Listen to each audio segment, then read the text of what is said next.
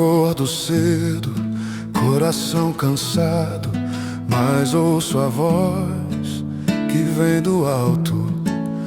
Entre o silêncio e o sol da manhã, te encontro aqui na mesa de comunhão. Enquanto a água esquenta, a alma se aquece. Teu Espírito vem, me fortalece. Com café em Deus, respiro a graça, descanso em Ti. A cada porção Teu amor me invade, e o dia começa com Tua verdade.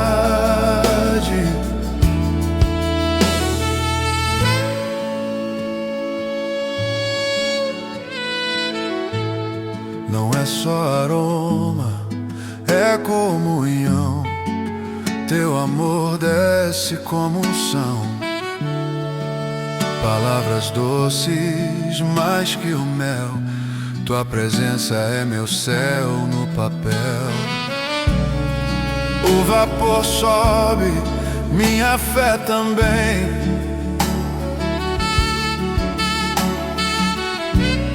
Começo o dia dizendo amém. Com café em Deus, respiro a graça, descanso em Ti. A cada porção Teu amor me invade, e o dia começa com Tua verdade. Com Jesus à mesa, tudo faz sentido. Café em Deus, meu abrigo preferido.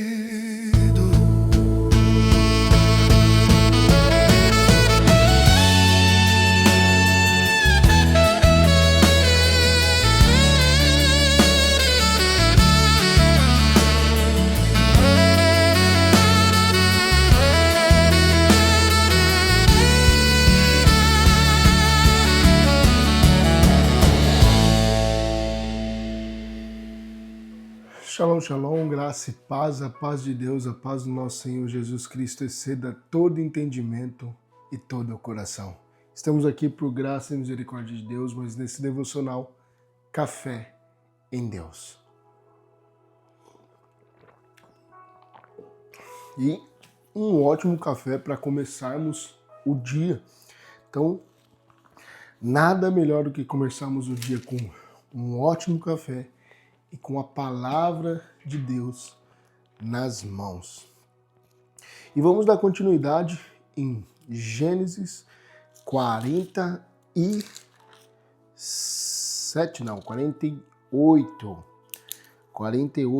Gênesis 48. Hoje é março, do dia 20 de 2026. E depois vamos dar continuidade em Salmos, também 48, e Mateus 24. Eu acredito que eu estou com pouco tempo para falar sobre Mateus 24, mas bora lá. A leitura de Gênesis 48 diz o seguinte: algum tempo depois disseram a José, seu pai está doente, e ele foi vê-lo, levando consigo 2 filhos, Manassés e Efraim. E anunciaram a Jacó, seu filho José veio vê-lo. Israel reuniu suas forças e assentou-se na cama. Então disse Jacó a José, o Deus Todo-Poderoso apareceu-me em luz na terra de Canaã, e ali me abençoou, dizendo, eu farei prolífero e o multiplicarei. Farei de você uma comunidade de povos. E darei esta terra por propriedade perpétua aos seus descendentes. Agora, pois, aos seus 2 filhos que nasceram no Egito, antes da minha vinda para cá, serão reconhecidos como meus, Efraim e Manassés. Serão meus, como são meus Rúben e Simão. Os filhos que lhe nasceram depois dele serão seus. Serão convocados sob o nome dos seus irmãos para receberem sua herança. Quando eu voltava de Padã, para minha tristeza, Raquel morreu em Canaã, quando ainda estávamos a caminho, a pouca distância de Efrata. Eu a sepultei ali, ao lado do caminho de Efrata, que é Belém.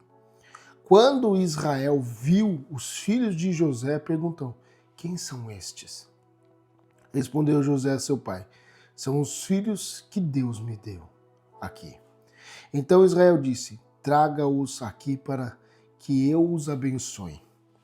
Os olhos de Israel já estavam enfraquecidos por causa da idade avançada. Ele mal podia enxergar. Por isso José levou seus filhos para perto dele. E seu pai o beijou e os abençoou. Israel disse a José: nunca pensei que veria sua face novamente. E agora Deus me concede ver também os seus filhos. Em seguida, José o tirou do colo de Israel e curvou-se rosto em terra. E José tomou os dois, Efraim à sua direita, perto da mão esquerda de Israel, e Manassés à sua esquerda, perto da mão direita de Israel, e os aproximou dele. Israel, porém, estendeu a mão direita e pôs sobre a cabeça de Efraim, embora este fosse o mais novo, e cruzado os braços, pôs a mão esquerda sobre a cabeça de Manassés, embora Manassés fosse o filho mais velho. E abençoou a José, dizendo: que o Deus a quem serviram meus pais Abraão e Isaque, o Deus que tem sido o meu pastor em toda a minha vida até o dia de hoje, o anjo que me redimiu de todo o mal, abençoe estes meninos, sejam eles chamados pelo seu nome, pelos nomes dos seus pais, Abraão e Isaque, e cresçam muito na terra. Quando José viu seu pai colocar a mão direita sobre a cabeça de Efraim, não gostou, por isso pegou a mão do pai, a fim de mudá-la a cabeça de Efraim para a de Manassés. Ele lhes disse: não, meu pai, este aqui é o mais velho, põe a mão sobre a cabeça dele. Mas seu pai recusou e respondeu: eu sei, meu filho, eu sei. Ele também se tornará um povo, também será grande. Apesar disso, seu irmão mais novo será maior do que ele, e os seus descendentes se tornarão muitos povos. Assim Jacó os abençoou naquele dia, dizendo: o povo de Israel usará o seu nome para abençoar uns aos outros com esta expressão: que Deus faça a você como fez a Efraim e a Manassés. E colocou Efraim à frente de Manassés.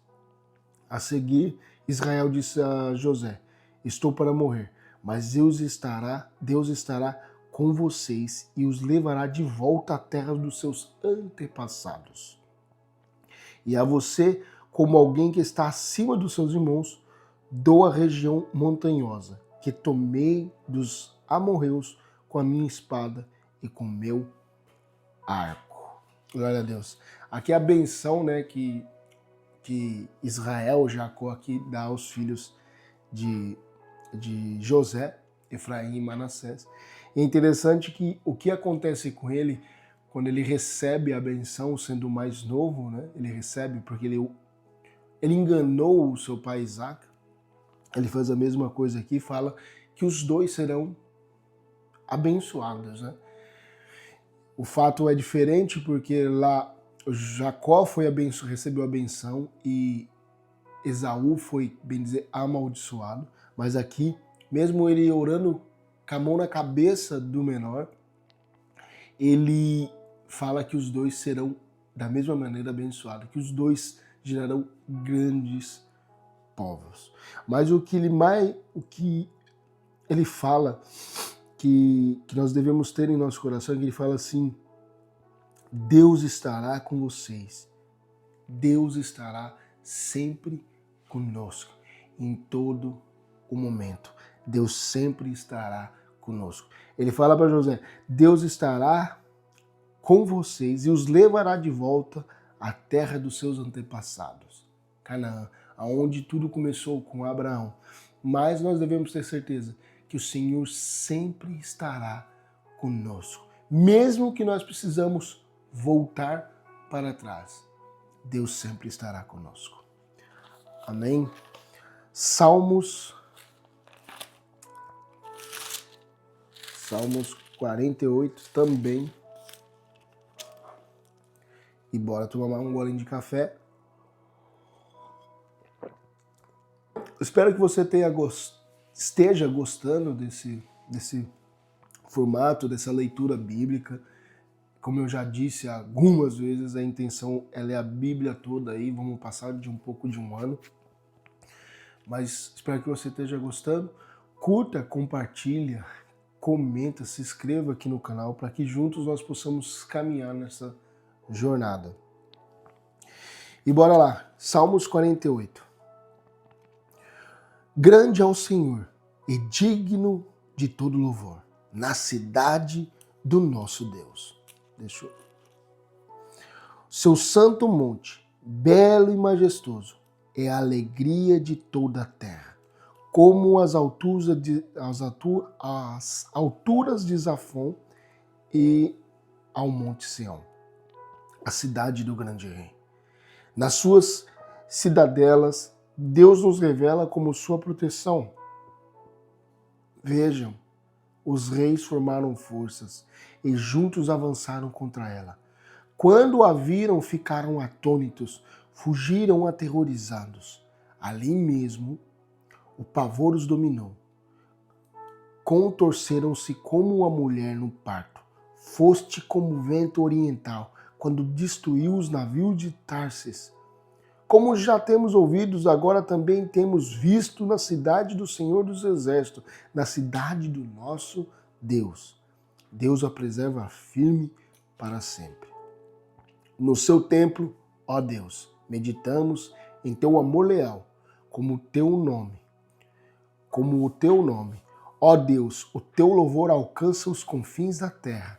A tua mão direita está cheia de justiça.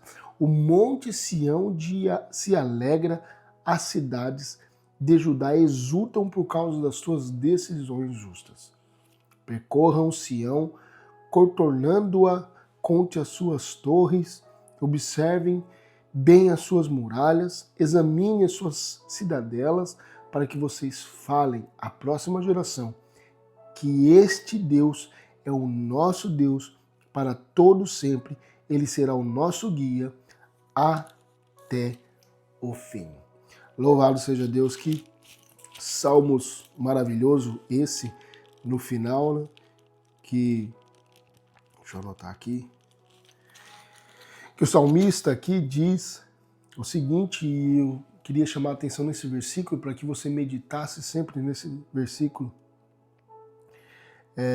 onde ele fala assim, que este Deus é o nosso Deus para todo o sempre. Ele será o nosso guia até o fim. Tenha isso em mente, que é o Senhor que guia os nossos passos. É o Senhor que guia os nossos caminhos. É o Senhor que guia a nossa vida. E tenha certeza que este Senhor, Ele é o nosso Deus, o Criador dos céus e da terra. O Criador de todas as coisas, o que me criou, o que te criou, o que me guia e o que te guia, o que me salvou e o que te salvou. Tenha essa certeza em tua mente. Ele é o nosso guia.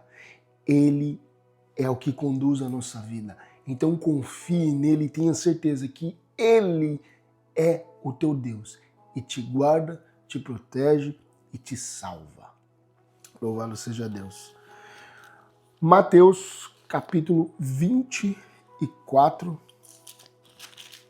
Mateus capítulo 24, um texto maravilhoso. Mateus 24. Infelizmente eu não vou conseguir expor esses versículos, trabalhar, fazer aplicação, porque o tempo não vai me permitir, mas eu te convido a ler Mateus 24 com muita profundidade.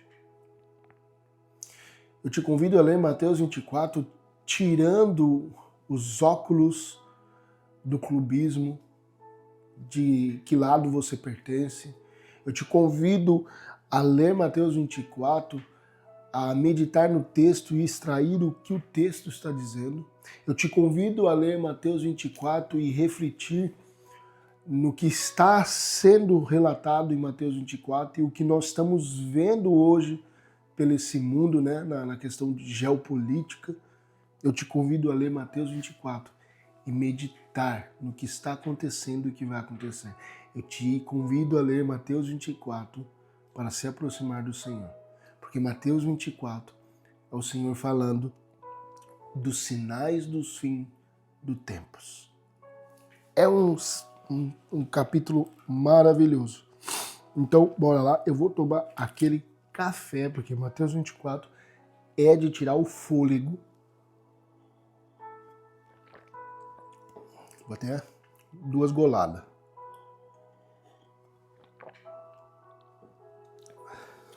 Mateus 24 narra o seguinte, através do evangelista Mateus, ele narra o que Jesus fala. Devemos entender que aqui é Jesus falando. Jesus saiu do templo e quando caminhava, seus discípulos aproximaram-se dele para lhe mostrar a construção do templo. Vocês estão vendo tudo isso? Perguntou ele. Eu lhes garanto que não ficará aqui pedra sobre pedra, serão todas derrubadas. Isso é maravilhoso porque Jesus ele faz uma profecia aqui, quando os discípulos mostram para ele a construção do templo, que era algo maravilhoso, que era a construção, né, que teve um update de Herodes o Grande, então dizem que foi a única coisa boa que Herodes Grande fez foi esse update, essa remodelagem na construção do templo, e era algo maravilhoso. Então os discípulos mostram para Jesus, e Jesus fala, não ficará pedra sobre pedras, serão todas derrubadas. Jesus ele fala de algo que vai acontecer, ele fala de uma profecia. Jesus, sendo quem ele é, Deus encarnado, ele fala que no ano 70 depois de Cristo, depois da morte dele, o imperador Tito destruiria o templo. Então quando ele diz, não ficará pedra sobre pedra, serão todas derrubadas, ele está falando sobre o que aconteceria no ano 70. Tendo Jesus se assentado no Monte das Oliveiras, os discípulos dirigiram-se a ele, em particular, e disseram, dize-nos quando acontecerão essas coisas e qual será o sinal da tua vinda e dos fins dos tempos. Olha só o que eles estão perguntando. Dizem-nos quando acontecerão essas coisas e qual será o sinal da tua vinda, a segunda vinda dele, e dos fins do tempo. Jesus respondeu, cuidado com que ninguém os engane, pois muitos virão em meu nome dizendo, eu sou o Cristo, e enganarão a muitos. Vocês ouvirão falar em guerras, rumores de guerras, mas não tenham medo. É necessário que tais coisas aconteçam, mas ainda não é o fim. Nação se levantará contra nação e reino contra reino. Haverá fomes, terremotos em vários lugares. Tudo isso será o início das dores. Olha só, tudo isso é o início das dores. O que vai ser início das dores? Nação se levantará contra nação. Haverá fomes, terremotos em vários lugares. Isso será o início das dores. Nós já estamos vivendo o início das dores há um tempo. Já tem algum tempo que nós estamos vivendo o início das dores. Quanto mais vai passando esse tempo, mais essas dores vão se complicando. Nós vemos hoje como que está a situação entre Israel, Irã e agora Estados Unidos envolvido nisso também. A repercussão, o desastre economicamente que isso está acontecendo. Mortes para tudo que é lado. Ou seja, nação se levantando contra nação. E isso é interessante que Jesus fala que isso será só o princípio das dores, porque Jesus ele usa uma alegoria como o fim dos tempos, a volta dele como o parto de uma mulher. Então aqui é o início das dores de um parto, onde começa a mostrar o que está por vir, que ele está vindo. Então eles o entregarão para serem perseguidos e condenados à morte. E vocês serão odiados por todas as nações por minha causa. Olha o que Jesus disse. Vou ler de novo. Então eles o entregarão para serem perseguidos e condenados à morte. E vocês serão odiados por todas as nações por minha causa. O que Jesus fala aqui aplica-se para eles naquele momento, mas se aplica para nós hoje também. Ainda estamos num período onde o cristianismo, dependendo do local que você vive, América do Norte, América do Sul, até mesmo Europa, o cristianismo ainda tem a sua liberdade. Mas vai chegar um tempo que essa liberdade vai se cessar e eu e você seremos perseguidos, odiados pelo nome de Jesus, por se declararmos cristãos, servos, seguidores e cópias de Cristo. Mas em alguns lugares, na Ásia, por exemplo, Oriente Médio, cristãos são mortos, perseguidos, odiados por carregarem a cruz de Cristo. Embora isso não chegou no continente onde nós vivemos, mas vai chegar. Vai chegar um momento. E devagarzinho, devagarzinho, isso vem acontecendo. Perseguição religiosa, um deboche quando você fala que você é cristão, zombaria quando você prega e anuncia o evangelho. Isso são maneiras como de piadas para que aconteça o quê? Que no tempo certo nós sejamos perseguidos e odiados.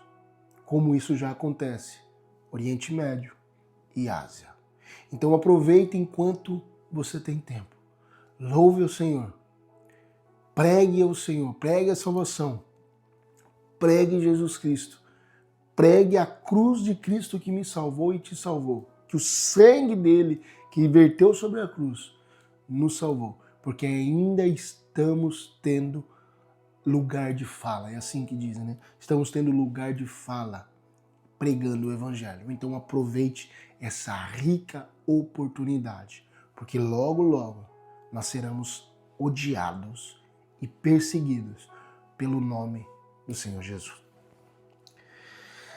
Naquele tempo muitos ficarão escandalizados, trairão e odiarão uns aos outros, e numerosos falsos profetas seguirão e enganarão a muitos. O que mais tem hoje é falso profeta. Devido ao aumento da maldade, o amor de muitos se esfriará, mas aquele que perseverar até o fim será salvo.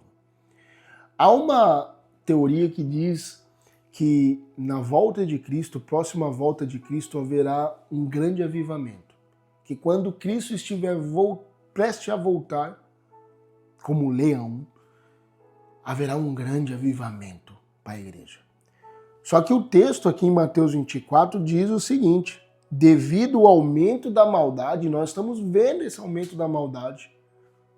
Nós estamos vendo coisas absurdas que estão acontecendo, até mesmo dentro da igreja, dentro de famílias, pais com filhos, filhos com pais. Ou seja, a maldade aumenta cada vez mais. E o Senhor Jesus está falando, ele está dando os sinais da sua volta. E ele fala, ó, devido ao aumento da maldade, o amor de muitos esfriará.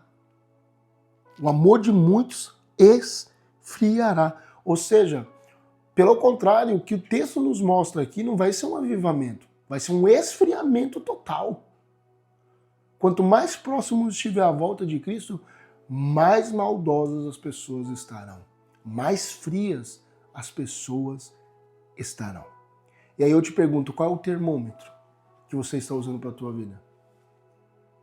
Você está frio demais ou você está se acalentando pela palavra do Senhor? E aí ele continua, mas aquele que perseverar até o fim será salvo. Aquele que perseverar, aquele que por meio dessas perseguições, por meio desses ódios, perseverar na fé em Cristo, na confiança em Cristo, na certeza de reinar e habitar com Ele eternamente. Se você perseverar, o que é perseverar? É resistir ao meio da perseguição, no meio de todas as adversidades. Você será salvo. Mas aquele que perseverar até o fim será salvo. Será salvo aquele que perseverar. Mantenha-se fiel, mantenha-se firme, confiante, perseverando no Senhor.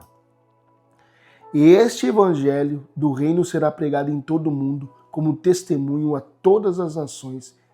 Então virá o fim. Assim, quando vocês virem o sacrilégio terrível do qual falou o profeta Daniel no lugar santo, quem lhe entenda. Então, os que estiveram na Judéia, fujam para os montes. Quem estiver no telhado da sua casa, não desça para tirar dela coisa alguma. Quem estiver no campo, não volte para pegar seu manto. Como serão terríveis aqueles dias para as grávidas e para as que estiverem amamentando. Orem para que a fuga de vocês não aconteça no inverno, nem no sábado. Porque haverá então grande tribulação, como nunca houve desde o princípio do mundo até agora, nem jamais haverá. Se aqueles dias não fossem abreviados, ninguém sobreviveria. Mas por causa dos eleitos, aqueles dias serão abreviados.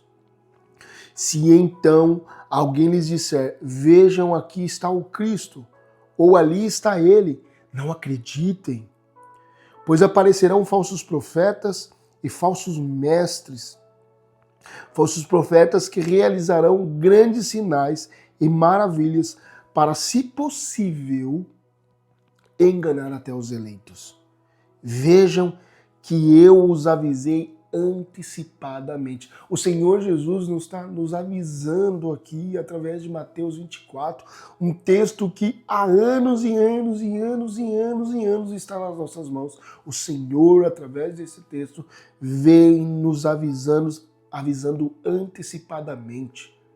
Então tome cuidado para que você não caia e fale, eu não sabia. Sabia, porque Jesus já nos avisou antecipadamente o que estaria prestes a acontecer. Perdão, estamos vendo isso acontecendo hoje. Hoje estamos vendo tudo isso que estamos lendo aqui, nós já vemos no cenário, no nosso cotidiano, que está entre nós. Assim, se alguém lhes disser, ele está lá no deserto, não saiam, ou ali está ele dentro da casa, não acreditam. Porque, assim como um relâmpago sai do Oriente e se mostra no Ocidente, assim será a vinda do Filho do Homem. O Filho do Homem aqui é Jesus Cristo. Ele usa a questão do Filho do Homem referente a Daniel, uma profecia de Daniel, que traz esse nome de Filho do Homem. Então, ele diz aqui, assim como o relâmpago que sai do Oriente e se mostra no Ocidente, ou seja, algo visível, assim será a vinda do Filho do Homem. Onde houver um cadáver, ali se ajuntarão os abutres. Imediatamente, após a tribulação daqueles dias, o sol escurecerá, e a lua não dará a sua luz, e as estrelas cairão do céu, e os poderes celestes serão abalados. Então aparecerá no céu o sinal do Filho do Homem, e todas as nações da terra se lamentarão e verão o Filho do Homem vindo nas nuvens do céu, com grande poder e glória. E ele enviará aos seus anjos com grande som de trombeta, e estes reunirão os seus eleitos nos 4 ventos de uma a outra extremidade do céu. De uma extremidade a outra do céu. Aprendam esta lição da figueira. Quando os seus ramos se renovam, as suas folhas começam a brotar. Vocês sabem que o verão está próximo. O Senhor Jesus, ele usa aqui uma figura de linguagem, o exemplo da figueira aqui, que quando você olha e vê as suas folhas que renovam, você consegue deduzir que o verão está próximo. Então o Senhor Jesus está falando assim é a mesma coisa. Quando você vê o princípio das dores, é como se fosse a figueira que tivesse com as suas folhas renovando. Está dizendo que o verão está próximo. E quando você olhar os princípios das dores, você vai lembrar que o fim dos tempos estão próximos. Eu não tenho tempo para... Eu tinha que ficar aqui 1 hora só falando de Mateus 24. Mas eu te convido a ler esse texto profundamente, meditando e mastigando cada versículo. Vocês sabem que o verão está próximo. 33. Assim também, quando verem todas essas coisas, saibam que ele está próximo às portas. Eu lhes asseguro que não se passará esta geração até que todas essas coisas aconteçam. É interessante aqui que hoje está tendo aí no meio evangélico uma discussão sobre esse versículo 34. Não se passará essa geração. Aí usa a questão da figueira aqui, né? Que renova suas folhas, e vão falar que é Israel. Estão dizendo que é Israel, que agora Israel completa 80 anos e uma geração é 80 anos. Então é após, aqui eles entendem. Então tem uma interpretação aí de um pastor até famoso, conhecido homem de Deus, que é pré-tribulacionista, que ele fala que essa figueira que renova aqui é Israel, quando foi constituída Estado lá em agora eu vou lembrar agora, mas quando foi constituído Estado, quando Israel tornou a ser um país, um Estado, e agora em 2028 ele se completa 80 anos, que é uma geração. Então eles estão dizendo que quando Israel se torna Estado, agora se passou uma geração que é 80 anos, então ele está alegando que a volta de Cristo acontecerá em 2028, porque esse texto aqui é uma profecia simbólica à volta de Cristo como referência a Israel. Eu não entendo assim, por quê? Porque o texto aqui, Jesus está usando a questão da figueira, símbolo da figueira, para mostrar. Ele usa como exemplo a questão da figueira florescendo, anunciando que o verão está próximo. Ele usa essa questão aqui também como símbolo, como exemplo, que quando você vê os princípios das dores, quando você vê os princípios das dores, você entende que o fim está próximo. Mas tem homens aí falando sobre isso e é interessante. Os céus e a terra passarão, mas as minhas palavras jamais passarão. Quando o dia e a hora, ninguém sabe, nem os anjos do céu, nem o Filho, senão somente o Pai. Como foi nos dias de Noé, assim também será na vinda do Filho do Homem. Aqui um texto que bastante gente pergunta assim, como que pode? Se Jesus é Deus, como que ele não sabe nem o dia e nem a hora?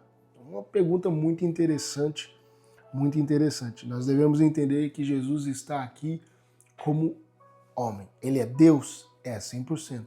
É homem? É 100%. Mas ele despiu-se da sua glória. Depois um dia eu posso falar sobre isso. Como foi nos dias de Noé, assim também será na vinda do Filho do Homem. Pois nós,